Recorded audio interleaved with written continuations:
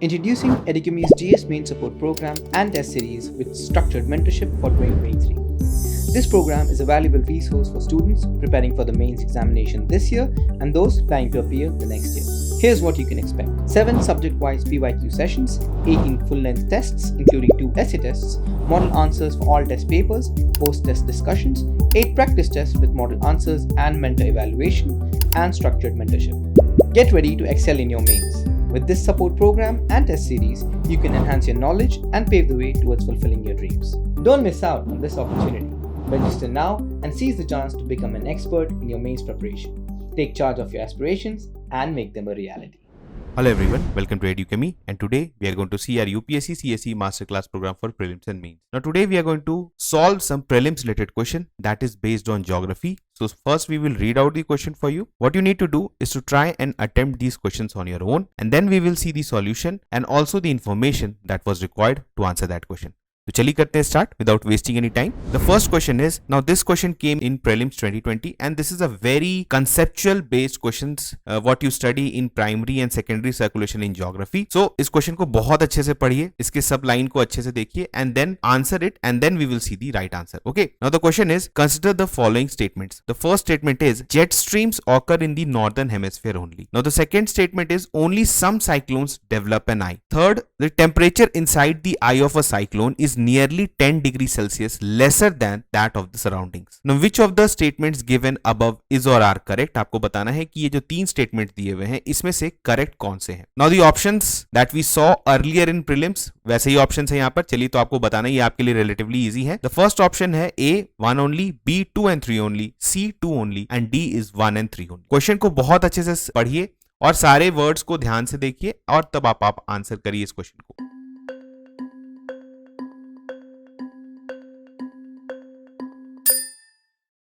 Now इसका सही answer क्या है? 2 only. Now only some cyclones develop an eye. Now this statement is the only correct statement out of the 3 statements. अब देखिए इस question को हमने यहाँ पर स्पेसिफिकली इसलिए लिया, although this is a PYQ, previous year question में पूछा गया है प्रीलिम्स में. इस क्वेश्चन को हमने इसलिए लिया क्योंकि देखिए यूपीएससी भी नॉर्मल ट्रेंड्स को ऑब्जर्व करते रहती है, मार्केट में क्या चल रहा है इसको ऑब्जर्व करते रहती है. अगर आपने देखा होगा कि आप कुछ 4-5 सालों से लोग जो है वो वर्ड्स पर बेस्ड एलिमिनेशन ऑप्शंस बताते हैं कि आपको जैसे ओनली, ठीक है, इस तरह की चीजों को अगर आप देखते हैं तो आप डायरेक्टली एलिमिनेट कर दिए कि ये स्टेटमेंट गलत है. लेकिन ऐसा नहीं है, आपको यहां पर देखना है. ऐसा नहीं है कि सिर्फ आपने ओनली देखा, आपको इन्फॉर्मेशन कुछ है ही नहीं टॉपिक के बारे में और सिर्फ आप उन वर्ड से ही एलिमिनेट कर सकते हैं. तो ये जो है एक फिर जो है तुक्काबाजी है जो कि प्रीलिम्स में नहीं काम करेगा. तो इसी कारण स्टेटमेंट को भी समझना पड़ेगा और आपका उसका बैकग्राउंड इंफॉर्मेशन जो है वो भी मालूम होना चाहिए, तब जाके आप ये सारे ट्रिक्स अप्लाई कर सकते हैं. तो यहां पर अगर आप देखेंगे तो अगर आप देखते हैं तो jet streams occur in the northern hemisphere only, इस स्टेटमेंट से ही आप, अगर आपने पढ़ रखा है सेकेंडरी सर्कुलेशन जिसमें हम लोग जेट स्ट्रीम पढ़ते हैं, बहुत ही इंपॉर्टेंट जेट स्ट्रीम है, बहुत सारा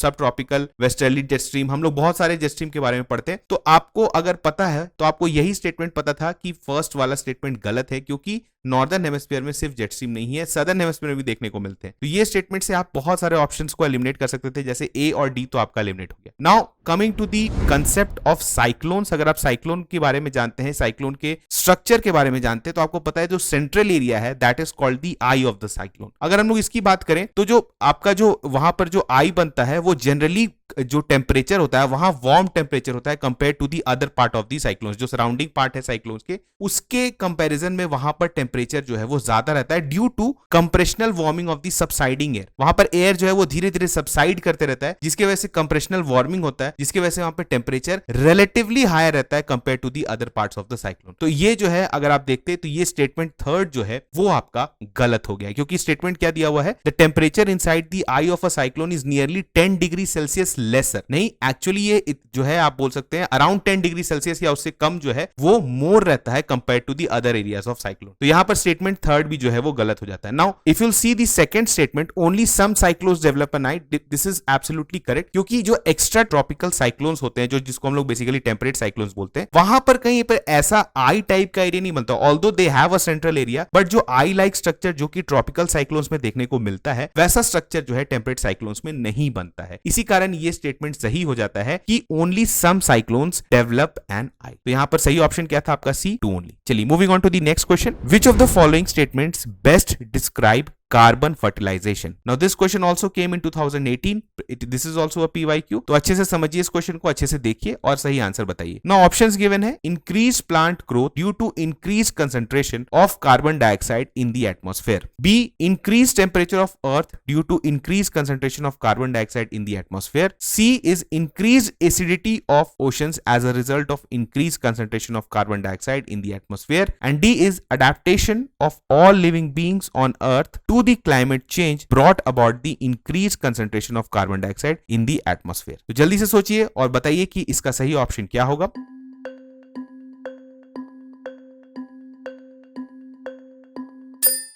इसका सही ऑप्शन है increase plant growth due to increase concentration of carbon dioxide in the atmosphere. Now अगर आप देखेंगे कार्बन, ऑब्वियसली आपको पता है कि carbon dioxide and carbon as a element बहुत इंपॉर्टेंट एलिमेंट है. यूपीएससी पर भी इस पे बेस्ड काफी क्वेश्चंस बनाते रहती है. आपको पता होना चाहिए, देखिए कार्बन से रिलेटेड बहुत सारे टर्म्स है, जैसे कार्बन सीक्वेस्ट्रेशन है, ठीक है, कार्बन फर्टिलाइजेशन, जैसे एक टर्म है कार्बन फर्टिलाइजेशन क्या होता है. तो इस तरह के टर्म्स अगर if you see in editorials like Hindu, Indian Express, अगर आपको एडिटोरियल पढ़े उसमें अगर आपने कोई टर्म देखा रिलेटेड टू कार्बन, तो उसके बारे में आप जरूर ध्यान दीजिए कि ये टर्म क्या मीन करता है, क्योंकि इस पे बेस्ड आपसे क्वेश्चन पूछा सकता है. अब यहां पर हम लोग देखेंगे तो क्या है कि देखिए rising level of CO2 in the atmosphere drives an increase in the plant photosynthesis. आपको पता है plant for the photosynthesis need CO2 as a raw material, क्योंकि वो फाइनली क्या करते हैं कि दे मेक इनटू कार्बोहाइड्रेट्स. अगर आप यहां पर देखेंगे तो राइजिंग लेवल ऑफ CO2 जो ग्रीन हाउस गैसेस बढ़ रहा है, इसके वजह से क्या हो रहा है कि प्लांट्स जो है वो इंक्रीज, उनका जो प्रोसेस ऑफ फोटोसिंथेसिस है वो इंक्रीज कर रहा है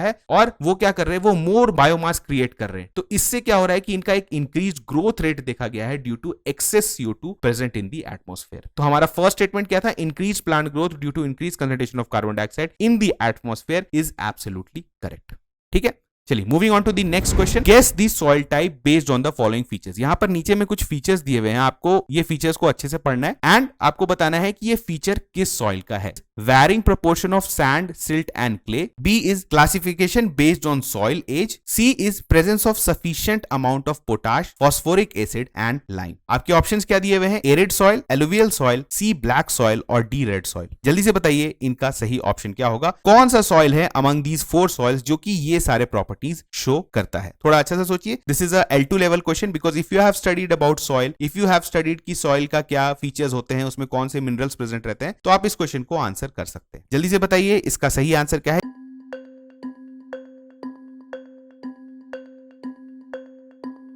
इसका सही आंसर है एलुवियल सॉइल. एलुवियल सॉइल जो है वो प्राइमरीली रिजल्ट करता है फ्रॉम सिल्ट डिपोजिशन इंडिया के कंटेक्स्ट में इन इंडो गैंगेटिक ब्रह्मपुत्र रिवर्स के द्वारा जितना भी आपका डिपोजिशन होता है वहां पर आपको जो है एलुवियल सॉइल देखने को मिलेगा. पता है आपको जो प्लेन एरियाज हैं बिहार, उत्तर प्रदेश, ठीक है, राइट फ्रॉम उत्तराखंड से अगर आप स्टार्ट करेंगे तो जहां पर भी आपका जो गैंगेटिक जो या फिर आप बोल सकते हैं जितने भी रिवर सिस्टम्स हैं उनके इन एंड अराउंड जो है आपका एलुवियल सॉइल देखने को मिलते हैं. अगर आप देखेंगे तो इसमें अगर देखेंगे तो sandy soil is predominant but clayey soils are also found. अगर आप इसके कंपोजिशन को देखेंगे तो इसमें मैक्सिमम जगह सैंडी सॉइल ही होते हैं, लेकिन इसमें क्ले के पार्टिकल्स भी काफी ज्यादा पाए जाते हैं. अगर आप देखेंगे सॉइल की पोरोसिटी और जो टेक्सचर है वो काफी अच्छा होता है, जिसकी वजह से गुड ड्रेनेज होता है और फेवरेबल एग्रीकल्चर कंडीशंस होता है. आपको पता है पूरा यूपी बिहार प्लेन है, कितना ही फर्टाइल प्लेन है. ऑल्दो प्रोडक्शंस बहुत ज्यादा नहीं है ड्यू टू डिफरेंट रीजंस, लेकिन ये जो सॉइल्स हैं ये काफी प्रोडक्टिव है. अब इसमें देखेंगे तो क्या है, देखिए एडिक्वेट प्रोपोर्शंस ऑफ पोटाश है, फॉस्फोरिक एसिड है and alkalies are also present. लेकिन अगर हम लोग देखें तो लेवल्स ऑफ आयरन ऑक्साइड और लाइम का जो है उसमें बहुत ज्यादा वेरिएशन देखने को मिलता है. तो यहां पर अगर आप देखेंगे तो यहां पर क्या बोला जा रहा है, presence of sufficient amount of potash, phosphoric acid and lime. तो ये स्टेटमेंट सही होता है, ऑल्दो इनके प्रोपोर्शंस वैरी करते हैं पर इनका अमाउंट जो है वो काफी सिग्निफिकेंट रहता है. इसके बाद अगर आप देखें तो हम लोग इनको बेस्ड ऑन एज हम लोग क्लासिफाई कर सकते हैं. आपको पता है भांगर that is the older alluvial, जिसको और जो न्यू एलुवियल है उसको खदर. जो कंकर नोड्यूल्स जो होते हैं वो ज्यादा प्रेजेंट होते हैं आपको, ठीक है, भांगर में जो ओल्डर सॉइल्स होता है. तो ये हमें पता था, अगर आपने एलुवियल सॉइल के बारे में पढ़ा है तो आपको पता है कि व्हाट इज भांगर एंड व्हाट इज खदर. अगर हम लोग कुछ और इंफॉर्मेशन अगर देखते हैं यहां पर, जैसे अगर देख रहे हैं, अगर आप देख रहे हैं तो हमने देख ही लिया कि सैंड, सिल्ट और क्ले प्रेजेंट है. बेस्ड ऑन एज उनको हम लोग क्लासिफाई कर सकते हैं और सफिशिएंट अमाउंट ऑफ मिनरल्स इसमें प्रेजेंट होते हैं. तो इस पर बेस्ड जो अगर आप बाकी ऑप्शंस को देखते हैं तो ब्लैक सॉइल डेफिनेटली नहीं होगा, रेड सॉइल भी नहीं होगा क्योंकि बहुत सारे कैरेक्टरिस्टिक्स नहीं मिल रहे हैं, एंड एरिड सॉइल तो डेफिनेटली नहीं होगा. आपको पता है क्योंकि एरिड सॉइल जो है वो राजस्थान जो ड्राई एरियाज है वहां पर देखने को मिलते हैं. तो इस तरह के सॉइल्स में ये सारे फीचर्स नहीं होते हैं. तो it was a easier option कि एलुवियल सॉइल इसमें सही हो जाएगा. Now moving on to the next. Hot and humid climate, again आपको कुछ स्टेटमेंट्स दिए हुए हैं, इस पर बेस्ड आपसे क्वेश्चन पूछा गया, तो पहले हम लोग स्टेटमेंट पढ़ते हैं. Hot and humid climate, second is annual rainfall 200 centimetre, third is hill slope up to an altitude of 1100 metres, fourth is annual range of temperature 15 degree Celsius to 30 degree Celsius. Now ये आपको चार statements या चार characteristics दिए हुए हैं. आपसे question क्या पूछा गया है, which one among the following crops are you most likely to find in the area described above. जिस एरिया में इस तरह का क्लाइमेटिक कंडीशंस होगा, hot and humid climate, annual rainfall 200 centimetre के आसपास हो, हिल स्लोप्स हो up to altitude of 1100 metres और annual range of temperature 15 degree Celsius to 30 degree Celsius हो, तो बताइए कि इन ऐसे रीजन में आप किस क्रॉप को मोस्ट लाइकली फाइंड करेंगे. The first option is A mustard, B is cotton, C is pepper and D is Virginia tobacco. अच्छे से सोचिए, दिमाग लगाइए. अगर आपने क्रॉप्स में फिर उसके लिए जो आपको क्लाइमेटिक कंडीशंस चाहिए, जैसा स्लोप्स चाहिए, ये आपने अगर पढ़ा है हर क्रॉप के बारे में, तो आप इस क्वेश्चन को सॉल्व कर सकते हैं. This is a very straight forward question of geography. इस तरह के क्वेश्चंस आपसे पूछे जाते हैं. जल्दी से सोचिए और बताइए इसका सही आंसर क्या होगा.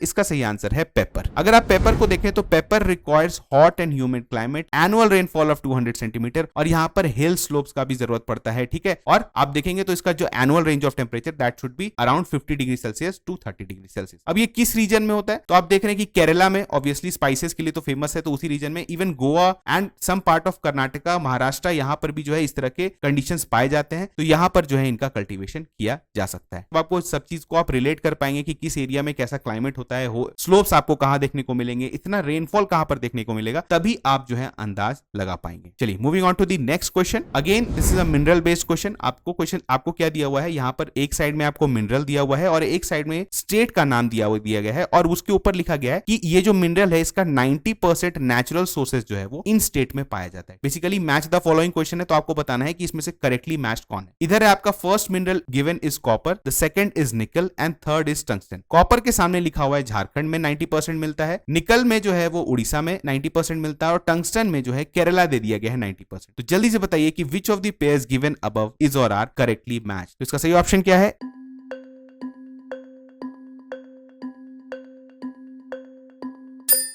इसका सही ऑप्शन है 2 only. Now copper is incorrectly matched with Jharkhand and tungsten is also incorrectly matched with Kerala. चलिए देखते हैं सही ऑप्शन, सही आंसर देखते हैं. हमने देख लिया, अब उसके पीछे का इंफॉर्मेशन देखते हैं. तो देखिए, Rajasthan is the largest producer of tungsten in India, accounting for over 84% of the countries total production. तो यहां पर आप देख पा रहे हैं कि डेफिनेटली टंगस्टन के केस में केरला तो नहीं होगा. आपको थोड़ा सा एब्सर्ड भी लग रहा है, क्योंकि अगर आपने पढ़ा होता अबाउट टंगस्टन, आप मिनरल्स के बारे में पढ़ते हैं, तो आपको एक अंदाज लग जाता है कि ये केरला में नहीं मिलता होगा. अगर आप केरला में नहीं मिलता तो you could have easily eliminated 2 options C and D. तो आपके पास बचता है ए एंड बी. अगर हम लोग कॉपर की बात करें तो डेफिनेटली कॉपर अभी आपको देखने को मिलता है. कहां है मैक्सिमम प्लांट्स कहां पर है, अगर आप देखेंगे तो जैसे मध्य प्रदेश जो है वो लीडिंग प्रोड्यूसर है of copper in India, accounting for producing 53% of copper in this country and Rajasthan जो है इसके बाद आता है. और झारखंड के पास रिलेटिवली बहुत लेस रिजर्व्स हैं of copper compare to the states. तो यहां पर अगर आप समझ पा रहे हैं तो ये जो है डेफिनेटली यहां पर से आप एलिमिनेट कर पाते. अगर हम लोग बात करें तो यहां पर ये बिल्कुल सही है कि उड़ीसा हैज रफली 92% ऑफ द निकल रिसोर्सेज. ये स्टेटमेंट बिल्कुल सही था. तो आपका सही ऑप्शन क्या हो गया, 2 ओनली. तो हमने अगेन कुछ 5 क्वेश्चन सॉल्व किया. देखिए यहां पर ये बहुत इंफॉर्मेशन इंटेंसिव क्वेश्चंस थे. आपको क्या करना है, इन क्वेश्चंस को आप सिर्फ आपने सॉल्व कर लिया, आप थोड़ा सा रिसर्च भी करिए. आप गूगल सर्च करिए, देखिए कि कॉपर किस जगह पे क्यों पाया जाता है और इतना ज्यादा इस रीजन में क्यों पाया जाता है. अगर आपने एनसीईआरटीज पढ़ा है तो आपने डेफिनेटली इनके बारे में आप रफ डिस्ट्रीब्यूशन पता होगा. लेकिन जब भी इस तरह के क्वेश्चंस को आप देखें, टेस्ट में देखें, किसी टेस्ट सीरीज में देखें, तो इसको जरूर नोट डाउन करें और आप इसके पीछे थोड़ा सा गूगल रिसर्च भी करेंगे कि अगर इससे मिलता जुलता कोई क्वेश्चन आपसे एग्जाम में पूछा जाए तो वहां पर आप इसको एलिमिनेट कर पाए. तो चलिए मिलते हैं नेक्स्ट लेक्चर में, तब तक थैंक यू.